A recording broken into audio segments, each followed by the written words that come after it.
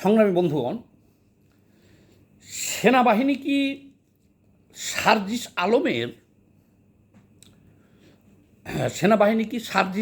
আলমের আন্ডারে চাকরি করবে? সেনাবাহিনী কি সার্জিস আলম সার্জিস আলমটা কে?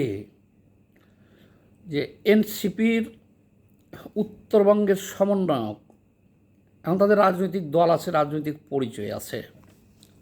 তো আপনারা জানেন যে একটা ভিডিও ভাইরাল হয়েছে যে এনসিপির লোকজন রংপুরে জিএম কাদেরের বাড়িতে আগুন ধরিয়ে দিছে এবং ভাঙচুর করছে। হুন্ডাতেও দেখলাম আগুন জ্বলতেছে, পুরাইছে। বেশ কয়েকদিন ধরেই গরম গরম কথাবার্তা এনসিপির নেতারা বলতেছে জাতীয় পার্টির বিরুদ্ধে। তো জাতীয় পার্টির প্রতি আমাদের কোনো দুর্বলতা নাই। জাতীয় পার্টি শেখ হাসিনা সরকারের দোসর ছিল, ফ্যাসিবাদের দোসর ছিল, এটার সাথেও আমরা একমত। এরশাদ বিরোধী আন্দোলনে 1987 সালে আমি গুলিবিদ্ধ হয়েছিলাম, তখন ছাত্র রাজনীতি করতাম। এখন সবার আগে হলো দেশ বাঁচাতে হবে। এই বিষয়গুলো অত্যন্ত দৃষ্টিকটু দেখা যায়। কোন বিষয়গুলা? ইতিমধ্যে ভিডিওটা দেখে নিয়েন, ভাইরাল হয়েছে যে জিএম কাদের বাড়িতে হামলা, আগুন দেওয়া, হুন্ডা পুরানোর ঘটনায় সেনাবাহিনীর একজন ব্রিগেডিয়ার জেনারেল, সম্ভবত 72 পদাতিক ডিভিশনের, ওনার নাম কি কায়ুম জানি দেখলাম। তো উনি যে দুইজন এনসিপির দুই নেতাকে ডেকে নিয়ে জিজ্ঞাসাবাদ করছে, ঠিক তখনই ওখানে সার্জিস আলম হাজির হয়ে যায়। তো সেই সেনা কর্মকর্তা সার্জিস আলমকে স্পষ্ট বার্তা দিয়েছে যে এখন থেকে আর কোনো মব করা যাবে না, জনগণের ক্ষতি হয় এরকম কোনো কাজ, আগুন দেওয়া, ভাঙচুর করা, চাঁদাবাজি করা, এগুলো করার কোনো সুযোগ নাই। আমাদের শরীরে এক বিন্দু রক্ত থাকা পর্যন্ত এগুলো আমরা হতে দিব না। তো যাই হোক, এই দুই এনসিপি নেতা মব সৃষ্টিকারীকে জিজ্ঞাসাবাদ করতেছিল রাতে 1:30 বাজে ডেকে নেওয়া। সেখানে সার্জিস আলম হাজির হয়ে যাওয়ার কারণে তখন ওই সেনা কর্মকর্তা তাকে এই বার্তাটা দিয়েছে যে মব আর চলবে না। এতে উনি অনেক ক্ষুব্ধ। দেখা গেছে আধা ঘন্টা পরে সেই দুই এনসিপি নেতাকে ওখান থেকে সঙ্গে নিয়ে সার্জিস আলম ফিরে আসছে। আসার পরে উনি ফেসবুকে, তার ভেরিফাইড ফেসবুকে দীর্ঘ স্ট্যাটাস দিয়েছেন। সেই স্ট্যাটাস লিখেছেন যে দেখেন, সেনাবাহিনীকে লক্ষ্য করে উনি বলতেছেন যে 9 মাসে রংপুরের বিভিন্ন জায়গায় আওয়ামী দখলদারদের থেকে জনগণের ন্যায্য সম্পদ অর্থ উদ্ধারের জন্যে কয়টি অভিযান চালানো হয়েছে, সেনাবাহিনীকে প্রশ্ন করছে। তাহলে এই যে আওয়ামী লীগের বা দখলদারদের বাড়িঘরে অভিযান কে চালাবে? এটা তো চালাবে সরকার। এনসিপিকে অভিযান চালানোর দায়িত্ব কে দিছে? এই প্রশ্নটা তো সার্জিস আলমকে করতেই পারে। আচ্ছা, তারপরে সেনাবাহিনীকে উনি বলতেছেন, এখানে লিখছে যে বাংলাদেশ সেনাবাহিনীকে আমরা এখনও যথেষ্ট সম্মানের জায়গায় রাখি, কিন্তু ফ্যাসিবাদ বিরোধী লড়াইয়ে তাদেরও স্পষ্ট অবস্থান ও কার্যক্রম আমরা দেখতে চাই। অর্থাৎ এটা একটা থ্রেট ধরে নিতে পারেন সেনাবাহিনীকে, যে এখনও কিন্তু আপনাদেরকে আমরা সম্মানের জায়গাতে রাখছি,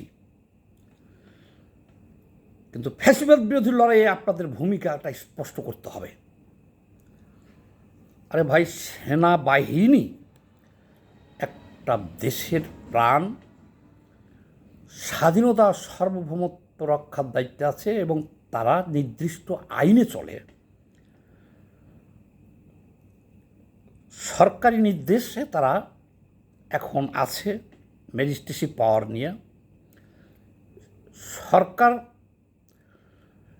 তাদেরকে জিজ্ঞাসাবাদ করতে পারে, সরকার পরিচালনা করতে পারে, করতেছে। কিন্তু সার্জিস আলম সেনাবাহিনীকে কিভাবে জিজ্ঞেস করতে পারে যে আপনাদের ফ্যাসিবাদ বিরোধী কি কি কাজ করছেন 9 মাসে, এটা আমরা দেখতে চাই। এখন কি সেনাবাহিনী যে সার্জিস আলমের কাছে ব্যাখ্যা দিবে যে আমরা 9 মাসে সারা দেশে ফ্যাসিবাদ বিরোধী এই কার্যক্রম করতেছি? তাহলে এখন তো দেখা যেতেছে শেখ হাসিনার আমলে ছিল মগের মুল্লুক, আর এখন হয়ে গেল এটা কি মবের মুল্লুক। এটা কি মবের মুল্লুক হয়ে গেল? এই সেনাবাহিনীকে নিয়ে মানে এনসিপি নেতার কাছে সেনাবাহিনীর জবাবদিহি করতে হবে, আর সে কি জবাব এভাবে চাইতে পারে সেনাবাহিনীর কাছে? আরও অনেক বড় দিছে, স্ট্যাটাস দিছে সে।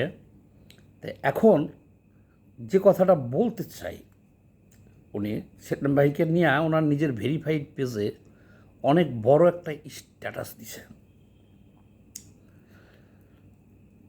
আওয়ামী লীগের মতন দলকে 15 বছর তারা ক্ষমতায় ছিল, নিষিদ্ধ করা গেছে,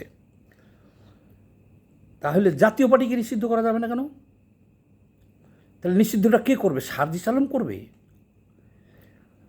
না? এখানে একটা অনেক বড় কথা আছে। কথা হলো কি, তাদেরকে নিষিদ্ধ করলে সরকার নিষিদ্ধ করুক, আমাদের তো আপত্তি নাই, জাতীয় পার্টির প্রতি আমাদের কোনো দুর্বলতা নাই। কিন্তু ঘোষণা দিয়ে আপনি বাড়িঘরে আগুন দিবেন, লুটপাট করবেন, করে জনগণের সম্পদ উদ্ধার করবেন। জনগণের সম্পদ উদ্ধার করবেন, ওরা লুটপাট করেছে। এ পর্যন্ত যত জায়গায় আপনারা এরকম লুটপাট করেছেন বা আগুন জ্বালাইছেন, সেই সম্পদ কি সরকারের ঘরে জমা দিয়েছেন? এখানে একটা প্রশ্ন, যে এই যে মব, সরকার কি এখন এই বার্তাটা সেনাবাহিনী প্রধান কয়েকদিন আগে দিয়েছিলেন যে মবের বিরুদ্ধে আমরা আসি, এখন এটা কি সরকার থেকে নির্দেশনা দেওয়া হয়েছে না সেনাবাহিনী থেকে করতেছে? আমার তো মনে হয় না যে সরকার থেকে এটা বন্ধ করার কোনো ব্যবস্থা নেওয়া হইতেছে বা করা হইতেছে। যদি করা হইতো, সরকার কেন মব করবে রে ভাই? সরকারের হাতেই তো সব। আওয়ামী লীগের মতন দলকে নিষিদ্ধ করে দেওয়া গেল, তাহলে জাতীয় পার্টিকে নিষিদ্ধ করা যাবে না কেন? এই বিপ্লবের নামে, অভ্যুত্থানের নামে মানুষের বাড়িতে আগুন দেওয়া, লুটপাট করা, জিম্মি করা, চাঁদাবাজি করা। গাজীপুরে দেখছি একজনকে অপহরণ করা হয়েছে, তার কোনো খবর নাই। কয় লাখ টাকা মুক্তিপণও নেওয়া হয়েছে। তারা স্পষ্ট বলতেছে যে এনসিপি নেতারা, চিনি আমরা, তারা একে ধরে নিয়ে গেছে, আওয়ামী লীগের দোসর হিসেবে ধরে নিয়ে গেছে। কিন্তু সেনাবাহিনী, এই সেনাবাহিনীকে নিয়ে তুচ্ছতাচ্ছিল্য বা এই ধরনের খেলাধুলা, এটাকে বন্ধ করতে হবে। তবে আমরা মনে করতেছি একটা বিষয়, যে সরকার চায় যে চারিদিকে মব সৃষ্টি চালু থাকুক, মবের সংস্কৃতিটা চালু থাকুক। থাকলে হবে কি, নাহিদ ইসলামকে বলতে দেখছিলাম একটা সাক্ষাৎকারে, বলছিল আন্তর্জাতিক মিডিয়ায়, যে দেশে নির্বাচন দেওয়ার মতো আইন শৃঙ্খলা পরিস্থিতির এখনও তেমন পরিবেশ নাই। তাহলে কি এই মব করে সরকার পরিকল্পিতভাবে এটা দেখাতে চায় যে আজকে গাজীপুরে আগুন জ্বলতেছে, আজকে লালমনিরহাটে জ্বলতেছে, আজকে বরিশালে জ্বলতেছে, এখন নির্বাচনের পরিবেশ নাই, মব চলতেছে? আমার কিন্তু একটু সন্দেহ হয়। যে সরকার, অবশ্যই সরকারের ইন্ধন আছে, তাছাড়া ঘোষণা দিয়া আপনি রাজপথে মিছিল করতে পারেন কোনো দলকে নিষিদ্ধ করার জন্যে, তারপরে তার বাড়িঘরে আগুন দিবেন, লুটপাট করবেন, মবের রাজত্ব কায়েম করবেন, এটা তো হইতে পারে না। আচ্ছা, হলো ওই পর্যন্ত। এখন সেনাবাহিনী বলতেছে যে এই ধরনের মব করতে দেওয়া যাবে না। এখন উল্টা সেনাবাহিনীকেই জিজ্ঞাসা চার্জ করে বসছে যে আপনারা ফ্যাসিবাদ বিরোধী আন্দোলনে কি কি করছেন 9 মাসে, এটা আমরা দেখতে চাই। এই দেখতে চাওয়ার অধিকারটা কি এক এনসিপি নেতার আছে? নাই। কারণ আমাদের এই ব্যাপারে কথা বলতে হয়েছে এই কারণে, দেশে বড় কোনো সংকট হোক এটা আমরা চাই না। আমরা চাই দেশে গণতন্ত্র ফিরে আসুক, নির্বাচিত সরকারের হাতে চলে যাক। এই ধরনের অনধিকার চর্চা, ধরাকে সরা জ্ঞান যদি এনসিপি নেতারা করে, এর পরিপ্রেক্ষিতে দেশে যদি কোনো কিছু ঘটে, আইনশৃঙ্খলা পরিস্থিতির অবনতি ঘটে, আর নির্বাচন ব্যাহত হয়, যদি গণতন্ত্র বিঘ্ন ঘটে, জনগণের যদি কষ্ট হয়, এটা তো আমরা মনে করব যে এই এনসিপি নেতাদের ব্যক্তি স্বার্থ চরিতার্থ করার কারণে এগুলো হয়েছে। কিন্তু সেটা কি আমরা হইতে দিব বা সেটা কি আমরা হইতে দিতে চাই? আমরা চাই না। কাজে সব রাজনৈতিক দলের নেতাদের এখনই চোখ কান খোলা রাখতে হবে। যা কিছু হবে আইনগতভাবে হবে। আমি আবারও বলছি যে জাতীয় পার্টিকে নিষিদ্ধ করতে আমার কোনো আপত্তি নাই। আমরা আমাদের ব্যক্তিগত কোনো